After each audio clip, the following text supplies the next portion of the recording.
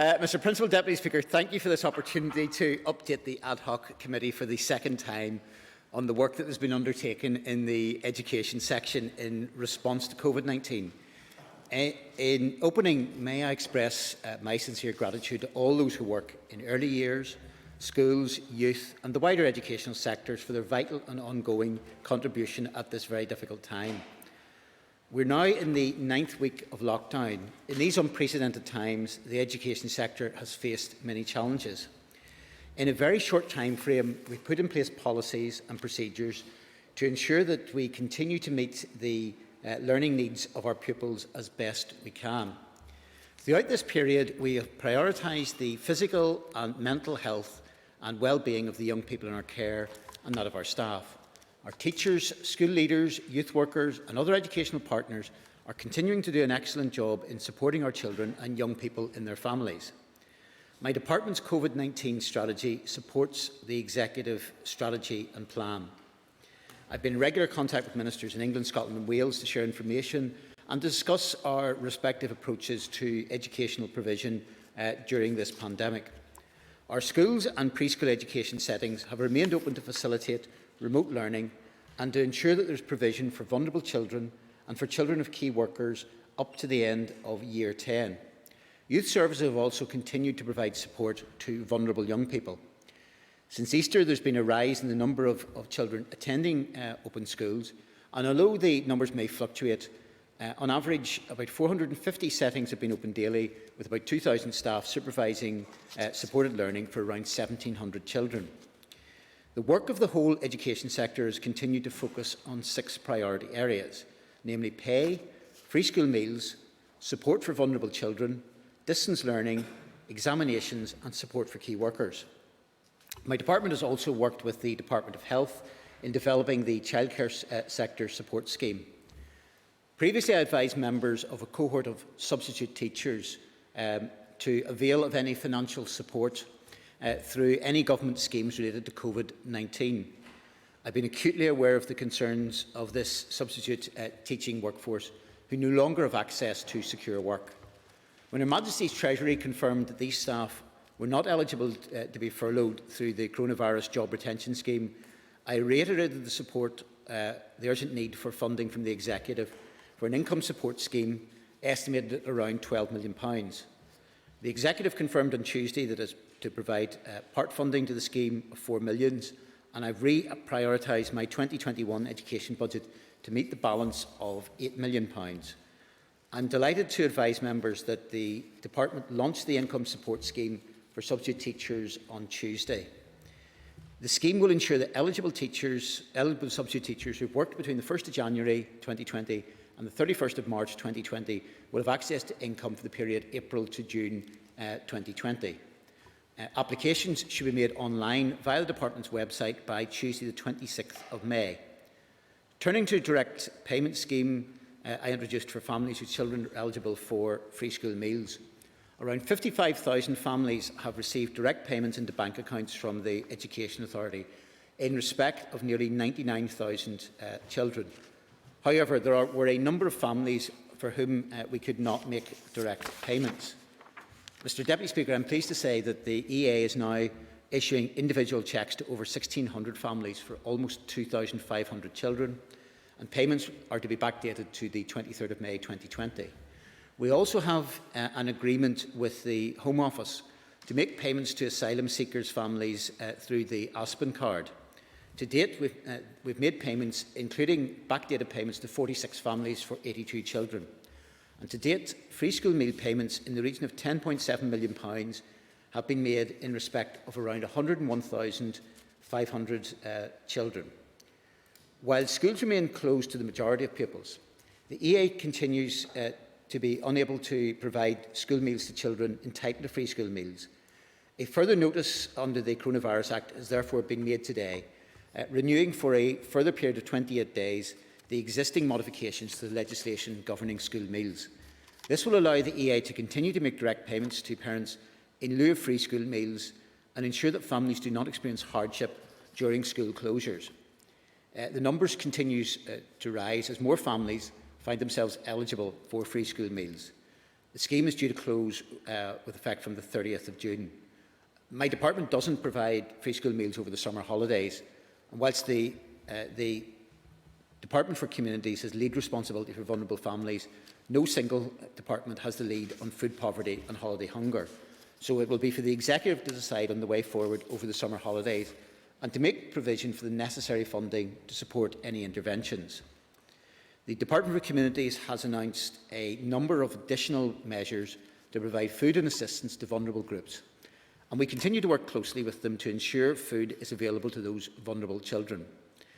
Mr. Principal Deputy Speaker, as part of the voluntary and community sector, the Education Authority Youth Service is delivering the Eat Well, Live Well programme with funding provided by the Executive. This provides healthy meals for 3,100 vulnerable young children who remain at risk of hunger despite free school meal direct payments. A food box is delivered to each young person's home each week, with a box containing provisions for 5 breakfasts and 5 lunch. Demand has been exceptionally high, and the programme reached its maximum capacity within 3 days of operating. While the Youth Service has the additional staffing capacity to increase its provision, new registrations and referrals were closed on the 29th of April in order to remain within the allocated budget. Young people remaining in need are referred to other local food providers, such as the food banks, the Department for Communities, local councils and other community-based responsibilities. Mr. Principal Deputy Speaker, I prioritise support for vulnerable children, their parents and carers. I appreciate that school is a protective factor for many vulnerable children. Vulnerable children have been facilitated to attend school where it's in their best interests and safe and appropriate to do so. The numbers attending school here remains low, at approximately 300 to 400 a day, but that figure is increasing. The Education Authority is providing a weekly report to the Department on the support it is providing to vulnerable children and young people. From the 11th of May, the Education Authority is providing an additional mechanism through which social workers, parents or guardians may seek a school place for a vulnerable child. Requests for placements are being processed by the health and educational professionals. The EA has also established 5 virtual safeguarding vulnerable children's groups, aligned with the 5 health trust areas. These groups ensure that appropriate safeguarding and child protection referrals are being made.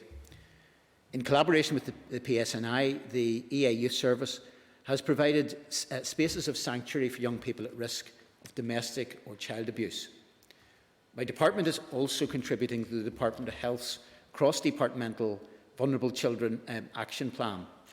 This plan aims to promote the safety and well-being of children and young people within their home and within the wider community. A multidisciplinary joint planning process between education and health for children with complex needs who attend special schools is progressing on a trust-by-trust basis and includes special school principals. Turning now to school admissions for the next academic year. Primary placement letters issued at the end of April and post-primary placement letters will issue in June. However, open enrolment doesn't apply to pupils with statements of special educational need. As a result, children with statements of SEN and profound multiple learning difficulties, severe learning difficulties with complex medical needs, or a severe learning difficulty have been identified through the statementing process as priority groups for admission to special schools for the 2021 academic year. Children with statements of SEN have also been prioritised through the statementing for preschool admission, P1 and post-primary transitions from P7 to Year 8. Officials are continuing to work towards implementation of the new Special Educational Needs Framework, which will introduce new regulations governing the statutory assessment process. I had intended to consult on both the draft regulations and the draft code of practice this spring. That launch date is obviously currently under review. Work is continuing on the health and emotional well-being framework for education.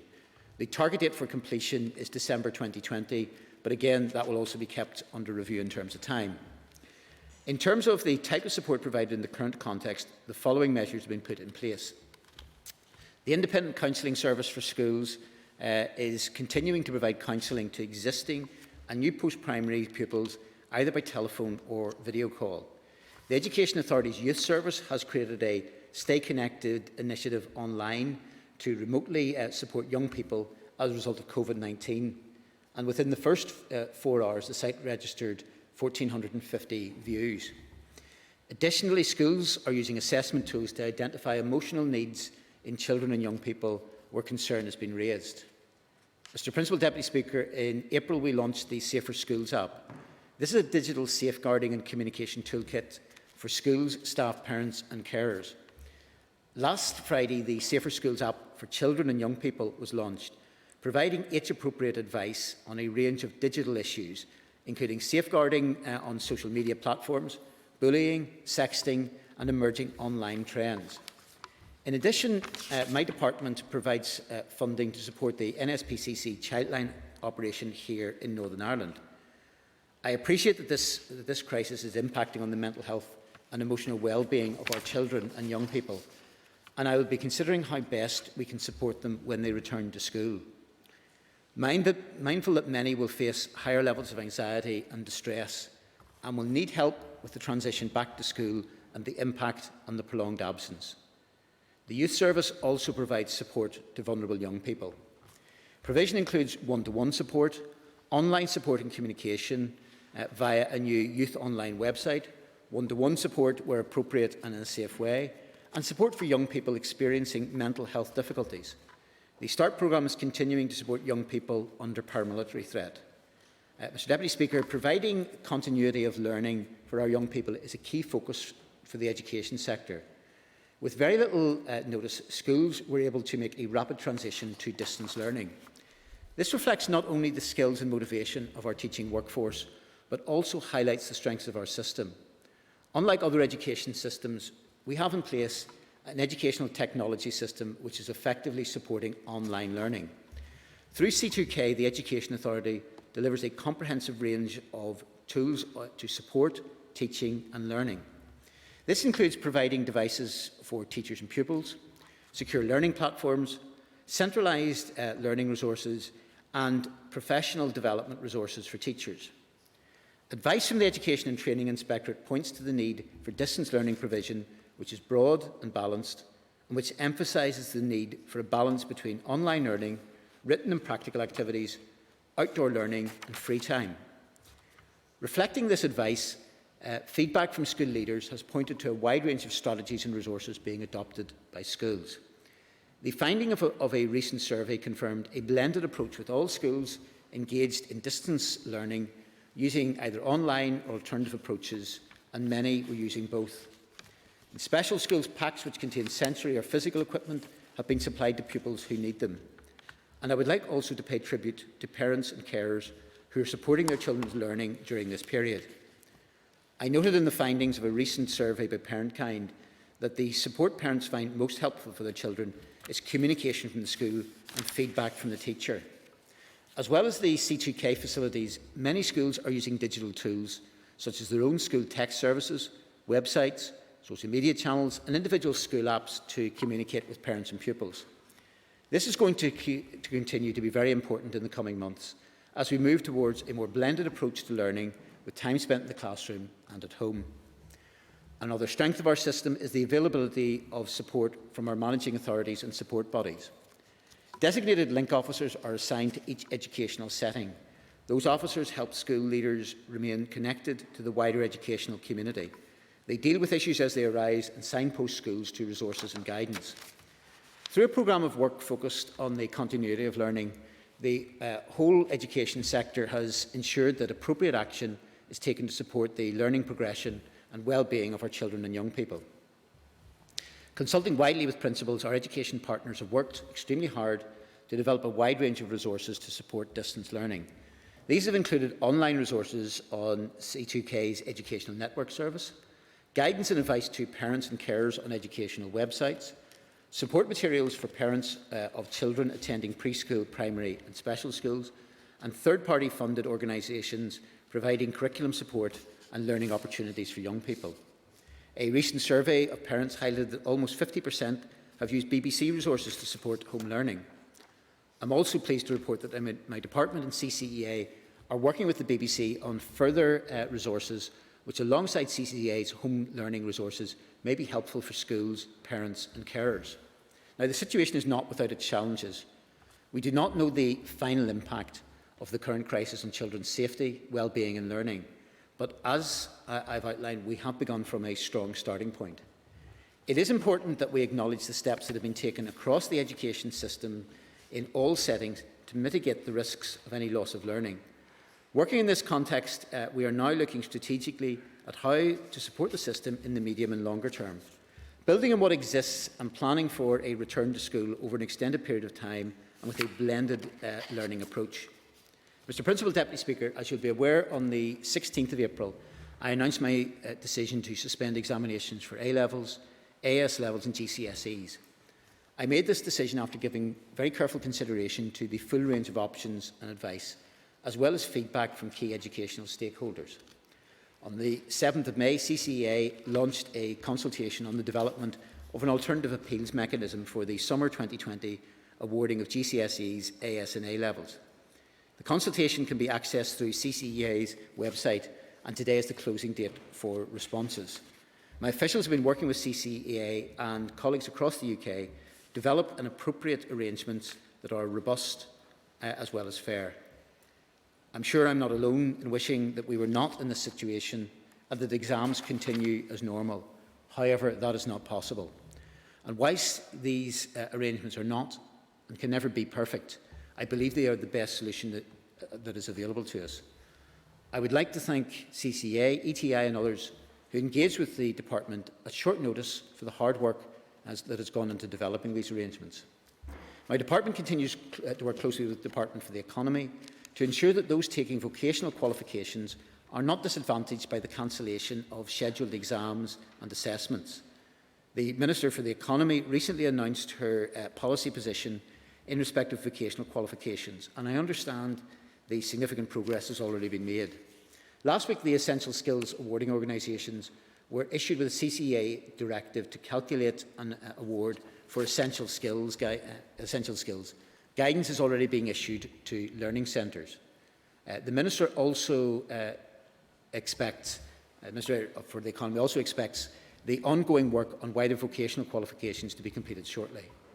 I'm conscious that some school pupils are more at risk of falling behind in their learning.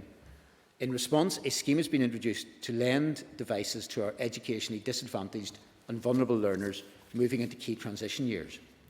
Many schools have already lent out equipment such as iPads and laptops to pupils for their home. Teachers have made direct contact with pupils who have not logged on to the C2K network to ensure that they have access to IT equipment. In addition, the Education Authority is engaging with schools in a process to lend digital devices to children from socially disadvantaged backgrounds, in particular those who may be considered vulnerable and those in examination year groups. Subject to the necessary approvals, I'm intending to initiate a three-stage process for the allocation of digital devices to children. Stage 1, using existing school stock. Stage 2, using 3,000 new laptops, which have been procured by the Education Authority. And Stage 3, if needed, a further 48,000 additional devices. This could provide up to 24,000 devices to be lent out to students over the next few months. I've arranged a range of criteria, prioritising those children in year groups 11, 13, 6 and 3, and who are also eligible for free school meals, have special educational needs, are in the newcomer target groups, looked after children, and children who are considered vulnerable. Those children who are eligible for free school meals in these year groups but do not meet the other criteria will be considered next for distribution.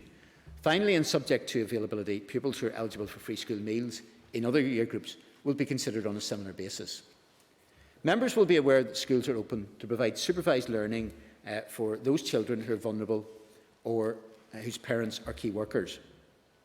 More recently, there's been an average daily attendance of around 1,500 vulnerable children and children of key workers at around about 450 schools, supported by approximately 2,000 teaching and non-teaching staff. The ongoing development of cluster schools to ensure provision for children has been progressing well, and there are currently 131 schools involved in 33 clusters across a wide geographical area. The EA Key Worker request system had a total of 616 children needing to be placed, and this was reduced to 42 as of the 18th of May. Detailed guidance for schools is available on the Department's website. This includes guidance on how to manage social distancing in schools, along with a video produced by the Public Health Agency on hygiene and social distancing in education settings. I would like to reiterate my thanks to the education leaders who are playing their part in support vulnerable children and children of key workers by opening their schools and working collaboratively with other schools in this unprecedented times. Members will be aware that on the 27th of March, I announced a volunteering scheme to assist the response to COVID-19. To date, there has been in excess of 1,000 volunteers, and the volunteering scheme has been paused. It's not been necessary to call on our volunteers, as our dedicated teaching and non-teaching staff have been coping well.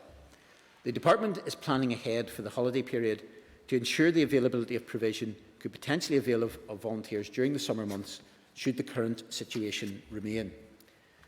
Coming now to childcare, in relation to the £12 million emergency package for childcare provision for key workers, my ministerial colleague Robin Swan gave an update on this at last week's ad hoc committee, so I won't repeat any of that, except to say that applications for the scheme are now being processed by the Business Service Organisation, and a reference group comprising education, health, childcare and parent representatives has been established to monitor progress.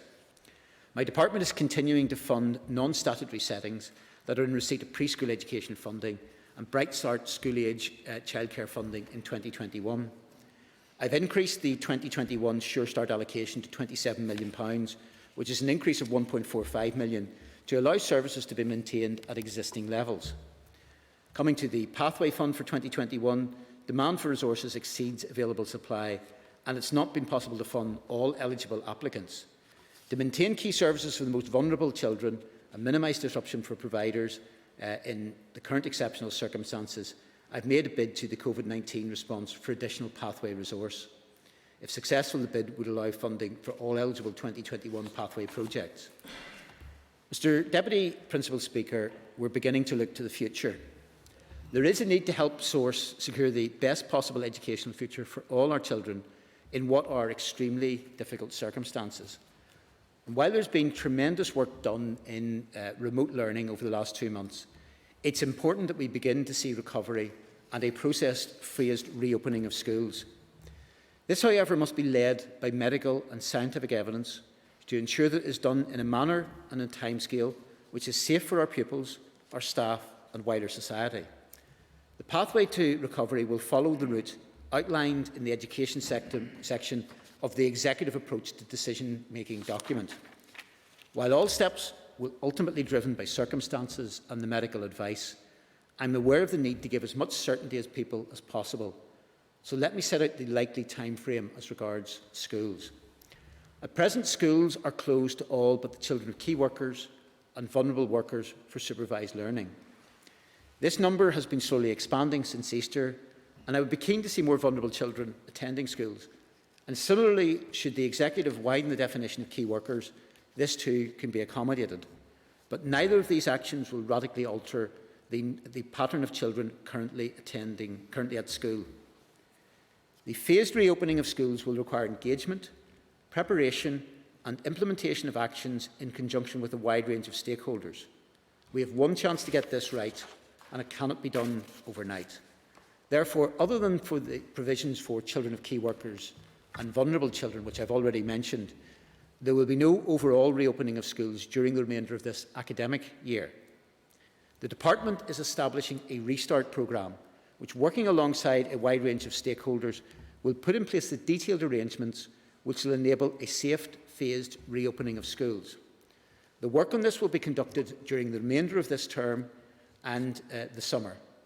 We must all use the time wisely and constructively. Options will be developed to provide schemes during the summer that will make some provision for our children, particularly focusing on key worker children and vulnerable children, subject to medical guidance and compliance with social distancing.